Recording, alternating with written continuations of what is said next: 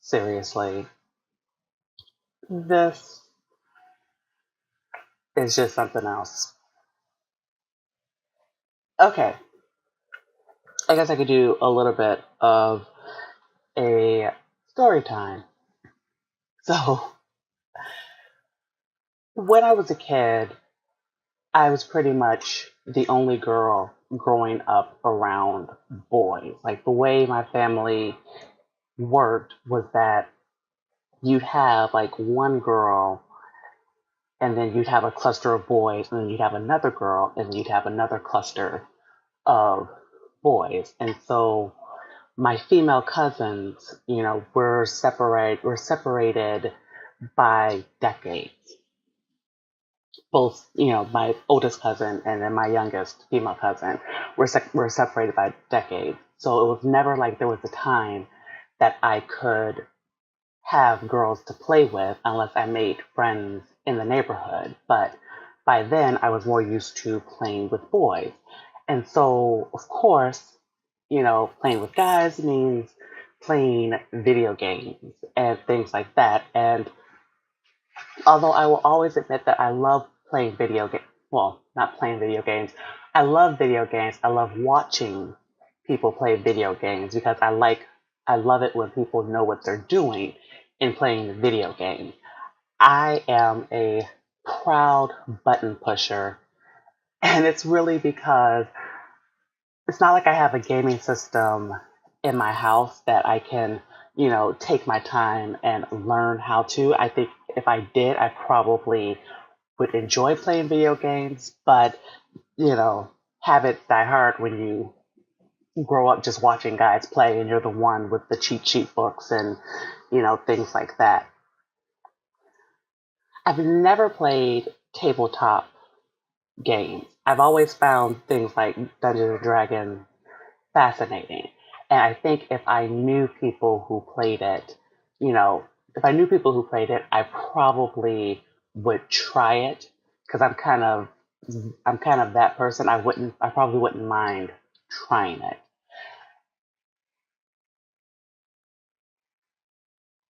Same thing with comics.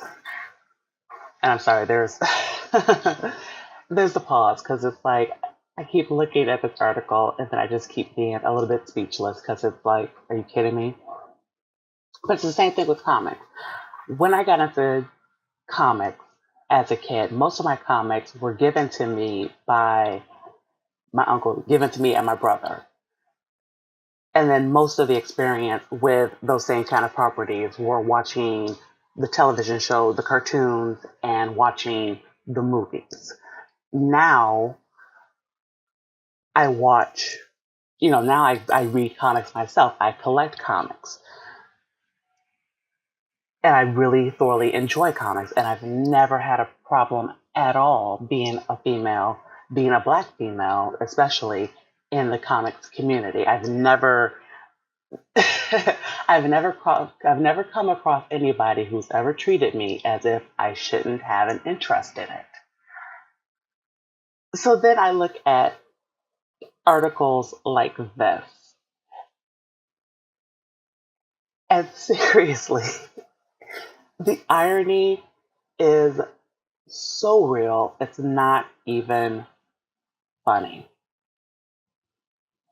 As you can see, female only Dungeons and Dragon Club vanquishing sexism in fantasy gaming.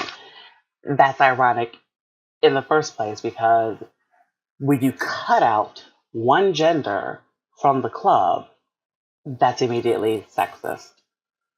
Like, isn't that by very definition? Like, weren't they upset because they felt like there's just this boys' club that they felt like they couldn't join in? So now you're doing a females only club.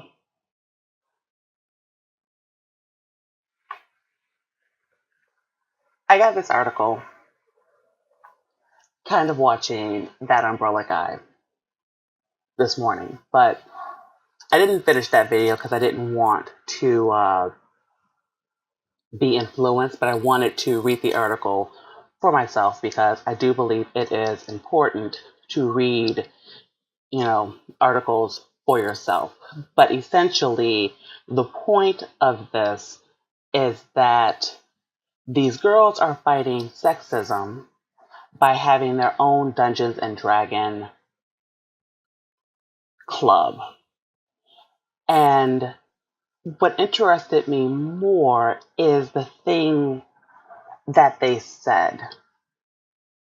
So, the author of this article felt the need to explain the concept of role playing games like Dungeons and Dragons. I'll ignore that. So, their point of contention is the fact that the ratio for them is normally 6 men to 1 or 2 women for these types of games.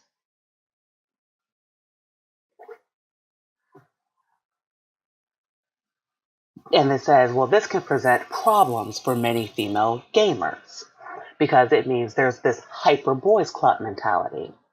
Now, they said the same thing in games and they said the same thing in comics, and each time the attitude is sort of like, well, they just don't like women and they just don't want women as part of the club. But I remember years ago with the whole Gamergate thing and them, and leftists trying to say that, well, it's just that they don't want women as part of the clubs and they don't want women at their conventions and they don't want women around cosplaying and whatnot. And I remember even then thinking, well, yeah, because most women aren't really interested in that kind of thing. The same thing with tabletop games. It's the same thing with comics. Majority women are not interested in it. Why are they interested in cosplaying? Well, because they get to dress up like pretty characters. But it's not like they really have an interest in it. I find this whole thing of women shoehorning their way into hobbies that they're not interested in, I find it disturbing. And I say this as a woman myself, but it's because I'm a woman who is actually interested in these things. I've already admitted I don't really play video games, so you really wouldn't see me at a convention geared toward gamers. Why would I go? I'm not that interested in it. So unless I knew absolutely everything, I had a ton of experience playing, and I was that passionate and excited about it, there's no point in me going. They understand that. The women who are gamers understand that. So why can't other women understand that? But the real problem isn't other women. The real problem are these third wave feminists who don't want to believe that there is a difference between men and women, who want everything to be leaning toward their way. And they want, essentially to destroy things that people like because they aren't the ones that are in control of it. It's the same thing with comics, where all of a sudden you have to change the way that the comics are to appeal to women who aren't going to read it because they were never interested in it in the first place. I know EBS has talked about the fact that most women who are part of, loving comics and whatnot, they love comics, on the level that guys do because they understand that those are guy properties. I totally get it. But of course I get it. I grew up around guys. So I understood that in playing games and whatnot, I was never going to be as passionate and as competitive. Well, I was going to be competitive. I'm not going to say I wasn't going to be competitive because I was very, very competitive. Even as a button pusher, it kept upsetting me that I kept losing even though I understood that they knew what they were doing, and I kept trying to get them to teach me what to do so that I could start whooping their butts, but they were never going to do that, and that upsets me to this day. It does. Because I had the competition. But I understood. They had the passion. I had my older male cousin, the oldest one. He used to get so upset that he would throw the controllers and throw the gaming system against the wall. He was just that upset about losing.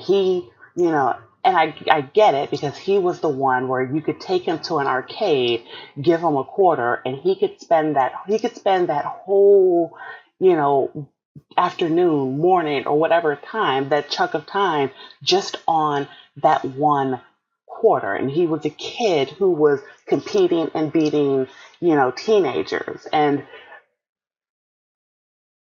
so I get it. My passion for gaming wasn't as strong as his. My passion for competition wasn't as strong as the boys because there was never going to be a time that I would turn the game on when they weren't there. But I had a passion for being the one telling them what to do because, of course. So some of my fondest times was, when Final Fantasy, it was probably Final Fantasy 7. Well, my brother was really into that, and we had all the books and things like that. And you know, I would have the book, and I would look through the book to give him tips and things like that, so that he could get through, and that we would spend time that way. And I think that probably was sort of the thing. I think a lot of women, a lot of regular women, they sort of do these kind of things. They engage in these kind of, you know, club things if they're really interested in, if they're really interested relationally to people, relationally to guys. And this is not to say to all of them, this is because I'm just talking in the point for me in gaming with my brother. It was a way that we bonded. So because it was a way that we bonded, I enjoyed the video games that much more. But I do actually love watching people play video games because I think it's very fun and I like, seeing people compete.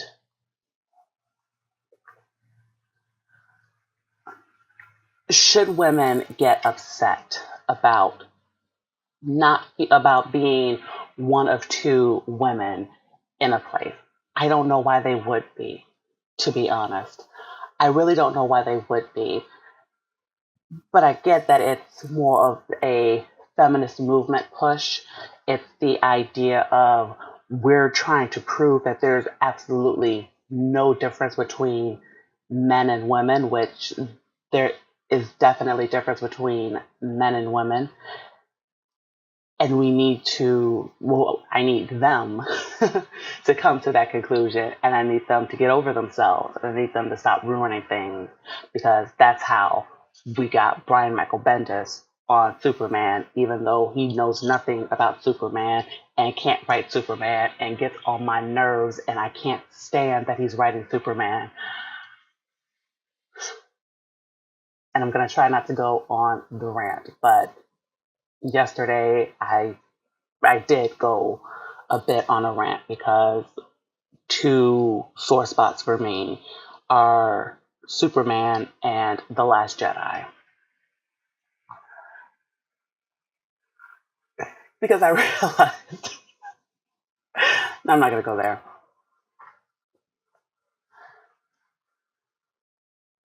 Here's the thing, and here's kind of like where I'm going with this article. Articles like this really kind of reveal the problem because it's essentially a matter of people who aren't really interested in a hobby are trying to shoehorn their way and force their way through into someone else's hobby. Because any real woman can tell you, I don't care if I go to a convention for comics and I'm one of two, or go to a club meeting or something like that, and I'm one of two females there, or I am the only female there, because it's something that I'm interested in. It's why it's why when people try to throw names at me, I don't really get upset, because I know that I'm not that. I could be accused of being a fake geek person, but I wouldn't take offense because I know that you'd be incorrect. You can call me a fake gamer. I really wouldn't be upset with that, because it'd be like, well, I never called myself a gamer. I had a conversation yesterday, and I think this part of why I'm doing this is because it really kind of ties in with the conversation that I had yesterday, and I did that little intro, so I'm really hoping that I don't forget. I really hope that I don't forget what I was talking about. But essentially, the point that I was making is we now have, like, if you remember in the 1980s, there was the whole Nerds movie with like Revenge of the Nerds, where they did their own, I think it was Revenge of the Nerds, where they did their own fraternity because they couldn't get into anyone else's fraternity. But it's essentially what I'm talking about is that movie version or television version of a geek, with the pocket protectors and the really kind of wimpy behavior, and there's nothing about them that was masculine, and like, the stereotype of what a nerd is. And I was having a conversation, and I realized that a lot of these people who want to call themselves nerds and geeks are trying to play off that kind of stereotype, because they so don't have a personality of their own, that they're trying to have like that sort of Big Bang Theory kind of personality. And I get now why people who are real nerds and real geeks, I get why they don't actually like it, because don't like that show. Because I actually don't like that show, because you know it isn't reality. It's this television version of what people think that geeks are, and then you have all these people who aren't even really interested in these properties, but they think that they'll be popular, you know, by doing it. And all that's happening is they're ruining properties that they have no business being in. And once they destroy it, they're going to lose all interest in. And those of us who actually like these hobbies and like the properties like Star Wars and things like that, we're going to really lose out, because it's going to have been destroyed. And it's not like we can't rebuild. I think that's probably, you know, one of the great things about being passionate about your hobby is you see a lot of people learning and making their own way and being creative and doing their own sort of thing and whatnot. But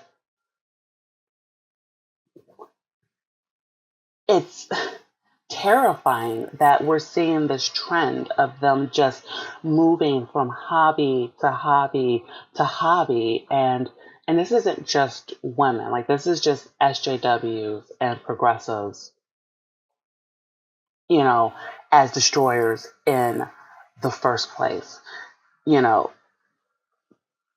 because they're jumping from hobby to hobby to hobby.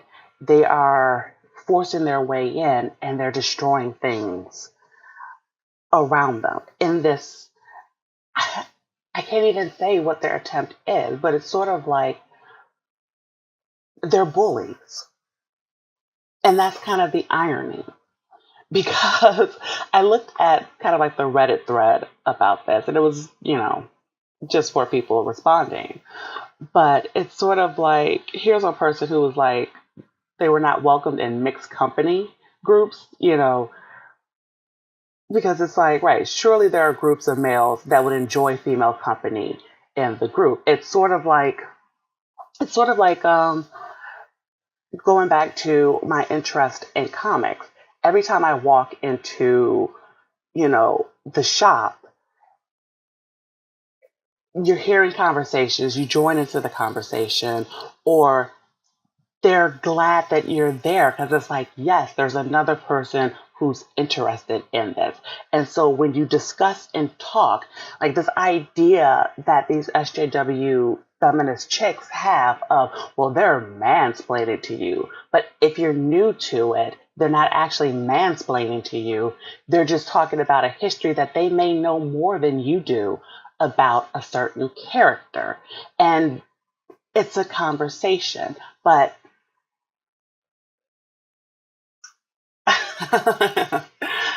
oh,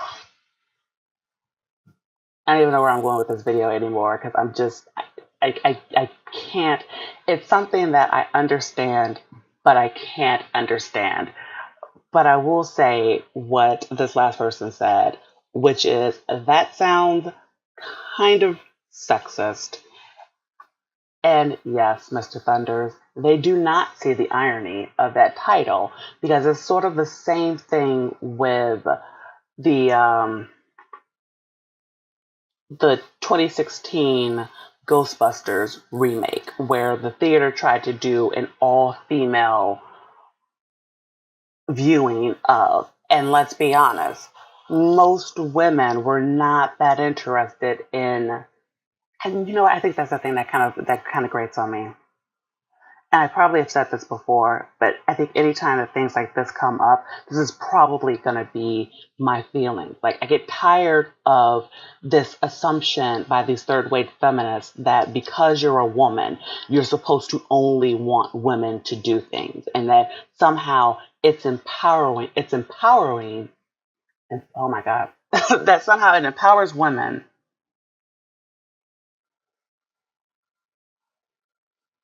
to force their way into men properties. And it doesn't empower anyone because nobody wants to see Ghostbusters. No one wanted to see Ghostbusters just because it was for women. They wanted a good storyline. They wanted a good tribute to Ghostbusters. They wanted a good movie. No one wanted to go see Ocean's 11 just because it was all female. That's silly. No one went to go see Ocean's 11 and Ocean's 12 and Ocean's 13. No one saw those movies just because they were all men. They went because they kind of enjoyed the storyline. Like this idea that surface level traits are the only reason that something should exist really kind of upsets me. And Marvel did the same thing by hiring this sociology chick to write Riri Williams because they're both black and they're both from Chicago and they both have similar hairstyles. Well, I'll be honest. I'm a woman. I'm black. I'm from Chicago. I'm not reading Ironheart because Ironheart is a sociopath. I don't care who you get to write it. It's an unlikable character, but to say that the only reason that this woman was qualified was because of where she came from and what her skin color was and what her gender is, I'm sorry. That kind of stuff grates on me because it takes away a person's personality, it takes away their identity. It basically just makes them a cookie cutter. And I understand that SJWs think that that's a-okay, but it's not okay at all because no one is just cookie cutter. So I'm going to end this rambling video because I've probably rambled on more than long enough. If you like this kind of video, these long rambling kind of formatted videos, then by all means like, subscribe, hit the bell for notifications, share, all of that. And I will see you in the next video.